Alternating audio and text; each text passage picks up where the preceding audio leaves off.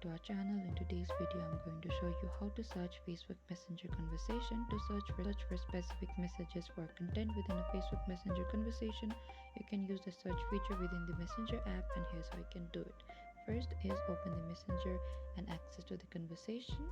Open the Messenger app on your mobile device and navigate to the conversation that you want to search in. And after that, on the top right corner there's an icon. Select that.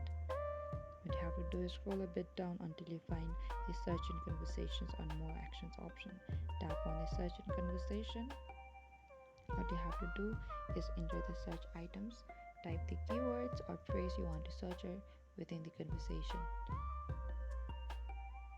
And after that, on the bottom right corner there's a search icon. Select that, and once you do it, Messenger will start showing the result as your type. If there's no result, there will be an option showing you no result. And this is it. Thank you for watching this video. I hope I could help you on how to search Facebook Messenger conversation. Do not forget to like, subscribe and hit the bell notifications icon for more upcoming uploads.